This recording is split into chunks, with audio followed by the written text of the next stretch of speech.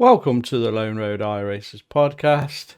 I'm your host, Guy Robertson, and today's podcast is all about the end of year statistics from iRacing and my own personal results as well. So we're going to talk about number of participants, number of laps, etc., and things like that. So without further ado, let's get into the subject. By now, you may have received, if you've got the companion app, your personal statistics for the final season of 2024. But iRacing has also put out their full year statistics as well. And that's really what we're going to look at. We're going to compare 2023 full year statistics to 2024 for iRacing. That's our first subject tonight. And it's going to show and it's going to reveal some fascinating trends. These stats provide a window into the growing popularity of the platform that we all enjoy and love, and its impact on the sim racing community. Unique drivers is a key metric. Unique drivers. So in 2023, iRacing posted unique drivers to the sum of 297,749. Now, in the full year results for 2024, that's increased to 375,574. That's increased by 77,825, which is a 26.1% improvement. The increase in unique drivers shows that iRacing's outreach efforts are paying off. The growing number of new players reflects the platform's ability to attract fresh talent, likely driven by its expanded content offerings, partnerships, and heightened visibility in the esports scene. This increase also suggests that iRacing has successfully targeted new demographics, whether through collaborations with real-world motorsport series or by enhancing accessibility for beginners. Now, there's also a lot on social media as well. And obviously the latest interaction with Microsoft and the AI that we covered a couple of podcasts ago really does put iRacing in the major spotlight. Total drivers. So in 2023, iRacing posted 23,6,502. In 2024, that's increased to 30,584,510. That's an increase of 7,578,008 total drivers. That's up 32.9%. The total driver count is an extraordinary achievement, showcasing a massive leap in overall participation. This likely includes both active racers and those returning after hiatus, demonstrating iRacing's enduring appeal. It's also a testament to how iRacing continues to innovate, drawing in casual players alongside competitive sim racers.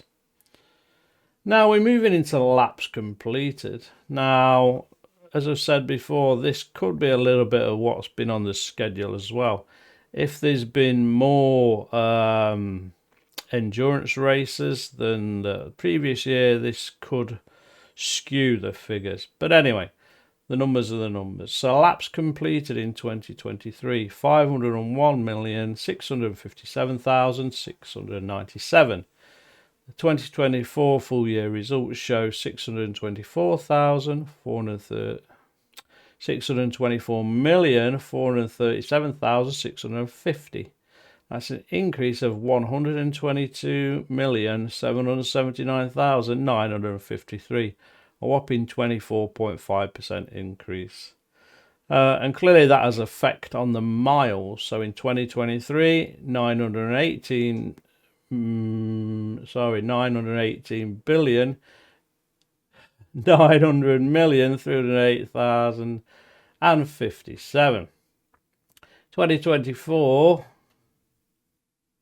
no, that's got to be a billion because it's got a point in it. So Let's start again. Miles raced 2023, 918,900,308.57. I don't know why we've got the 0.57, just round it up. 2024, 1,171,463,543. That's a staggering 252,563,234.43. Don't forget that, it's important. That's a 27.5% increase. And finally, hours raced. 2023, 8,742,127.69, and in 2024, 11,256,003. That's a whopping 2,513,875.31. So that's a 28.8% increase.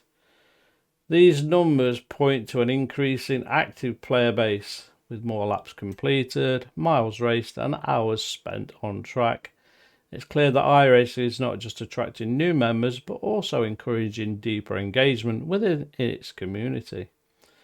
This growth likely correlates with iRacing's frequent updates, the addition of new vehicles and tracks, and seasonal events that keep the players coming back. But what does all this mean for iRacing?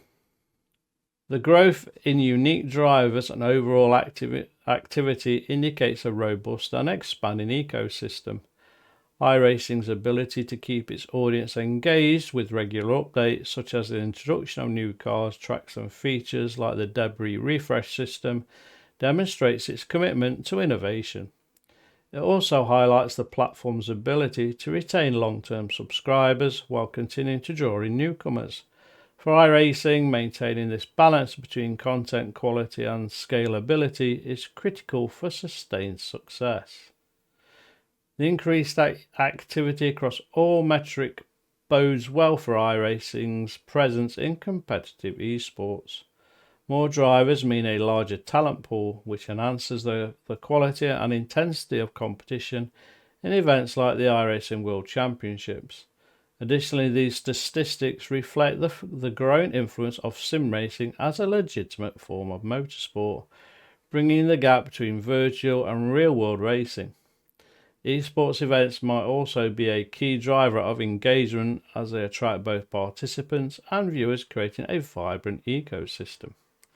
Now, I did hear this week that the FIA have now signed off a esports global rules, a bit like our iRacing's rules as well. So that now should be opening the door up for even more participants and even more partnerships with the FIA, and more opportunities for sim racers to go into and be sponsored, not in the real world, but by competitive esports teams, which is really, really good news. The community benefits from this growth through more drivers, diverse racing experiences, and opportunities to connect with fellow enthusiasts. However, this also brings challenges such as ensuring fair play, maintaining server stability, and managing larger crowds at peak times. For long-term members, this influx of players could mean more populated race sessions and a wider range of skill levels to compete against. For newer players, it could mean a richer and more welcoming environment as they find their footing in the sim racing world. But it also brings some challenges and opportunities. Server and infrastructure demands. With this level of growth, iRacing servers face increasing strain. Investments in infrastructure will be critical to sustaining smooth gameplay, especially during major events and peak activity times. Upgrading servers and improving connectivity worldwide will help ensure a seamless experience for all players. Then you've got the new player experience.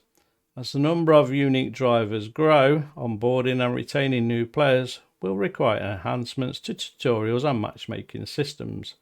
Focus on providing better guidance for beginners and making the initial learning curve less daunting can turn first-class racers into lifelong participants. Content diversity. The demand for varied content will only increase. Expanding the roster of cars, tracks and features will be crucial to keep both new and veteran players engaged. Additionally, introducing niche content such as less mainstream motorsport disciplines could help differentiate iRacing from its competitors. Community management. A larger community can lead to more reports of unsportsmanlike conduct. Balancing a competitive but fair environment remains a key challenge. Leveraging technology such as AI-driven moderation tools could help address this issue while maintaining the human touch in dispute resolution. And finally, partnership and branding. With its rising popularity, iRacing has the opportunity to form more partnerships with real-world motorsport organisations, manufacturers and sponsors.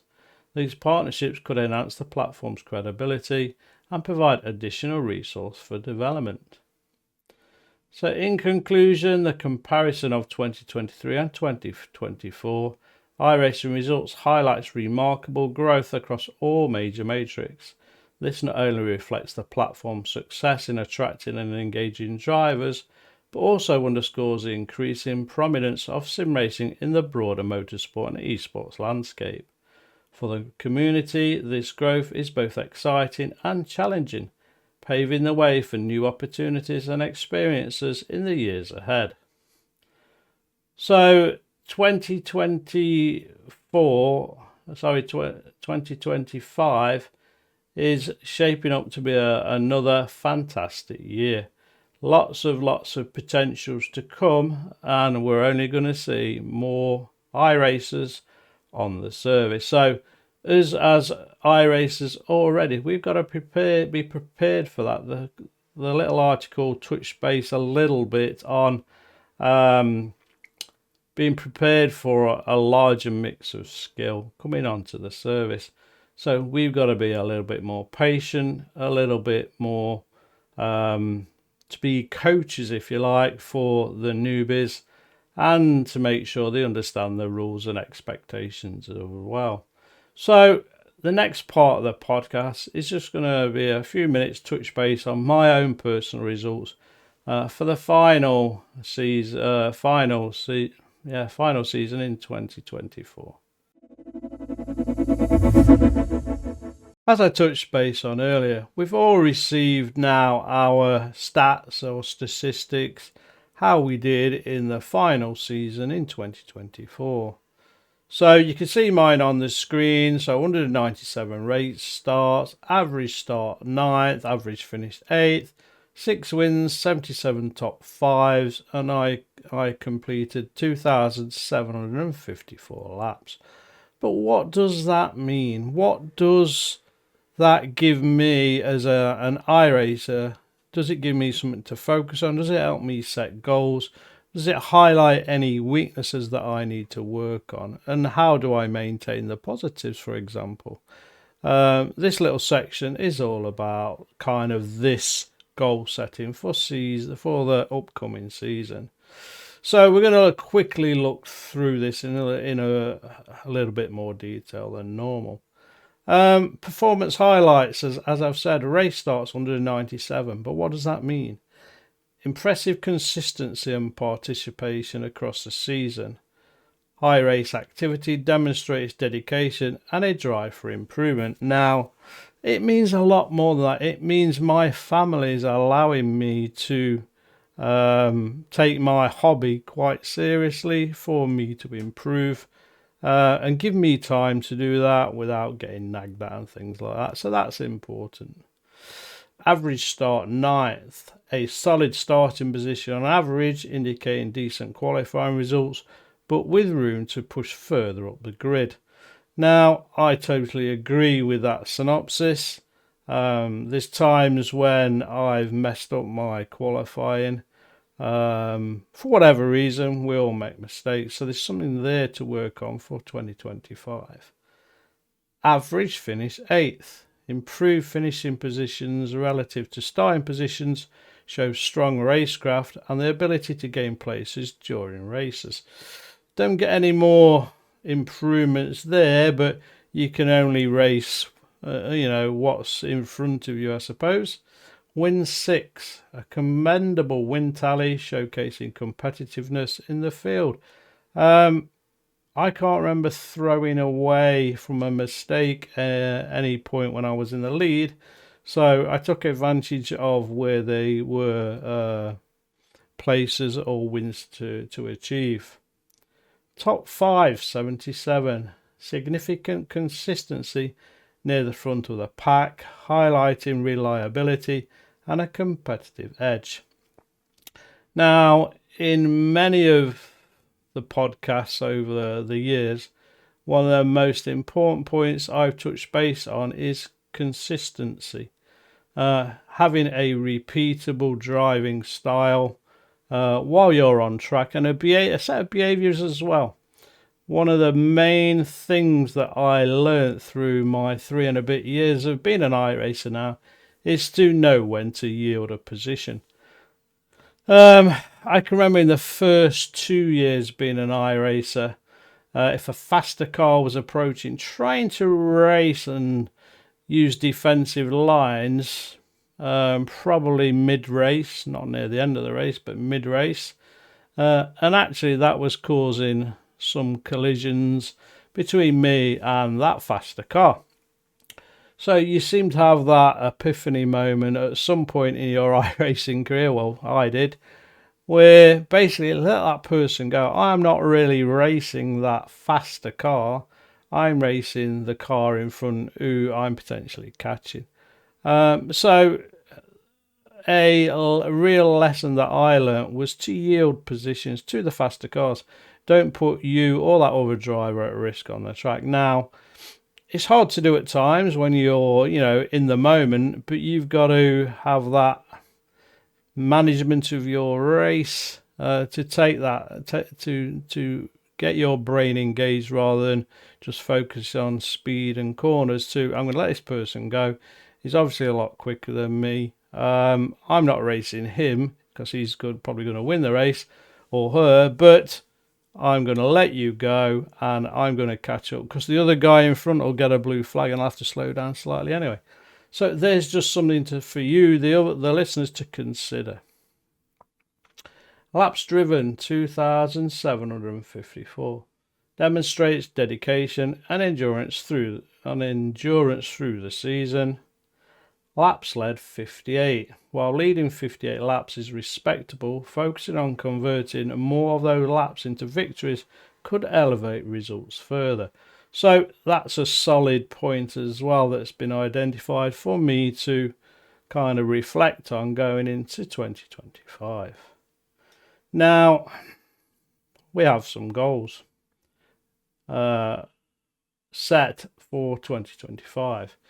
So number 1, increase wins. Target 10 plus wins by focusing on qualifying performance and maintaining composure in the final stages of races. So that's a goal that I've set myself already.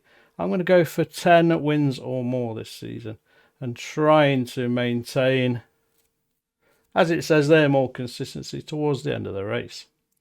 Improve average start. Aim to qualify within the top 5 more consistently. Practice 1 lap speed to maximize performance during qualifying sessions. Convert top 5s to podiums. With 77 top 5s, the goal should be to convert more of these into podium finishes. Targeting strategy and managing race pace in critical moments will help achieve this. Expand leadership laps. Increase laps led by focusing on mid-race and end-of-race strategies. Securing pole positions will also contribute to more opportunities to lead races. Focus on racecraft. Continue improving overtaking and defending skills to capitalise on gaining positions during races. This will also help maintain strong finishing positions. Practicing on weaker tracks. Identify and address weaknesses at specific tracks or car track combos where performance was below average in 2024. Engage in competitive series. Enter higher ranked or more competitive series to test skills against stronger fields, which will provide greater learning opportunities and boost overall performance. Now, sometimes you can't do that in the public server. You might need to go into a hosted session, for example, because you can only race where iRacing put you. And finally, set a mileage goal. Match or exceed the 2,754 laps driven this season to maintain endurance and consistency. So there are 8 points that I'm personally going to take into season 1 2025. So to sum all that up, the performance in season 4 2024 sets a strong foundation for future improvement by addressing qualifying performance, capitalising on top 5 finishes, and focusing on consistent race strategy. Season 1 2025 could bring new personal bests and even greater achievements. So I'm going to hit the ground running and make 2025 the best season yet, folks. So that's something for you guys and girls to consider. What goals, what improvements do you want to gain out of 2025, folks? If we're just on it for a bit of fun, ignore all that. But most of us like to set us a little bit of a goal to achieve. Now, one of mine last year was to achieve in the Formula car a I rating of 3,500. I was nowhere near that. I was at one stage, but then towards the end of the season, it all went south, shall we say. The tracks didn't suit me. I got a little bit fed up trying to jump into other races with no practice and causing me to have incidents and lose I rating. So sometimes the brain and the passion didn't really get together, shall we say, and make the right decision, which is go and do something else. So, yeah, good luck at setting your goals.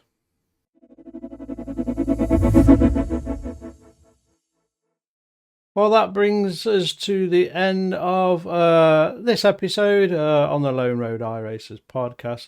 Hope you enjoyed that episode, looking into how iRacing is performing, and clearly they are gaining and strides, shall we say, and leaps and bounds of more iRacers onto the service, which has got to be good for us, the iRacing community.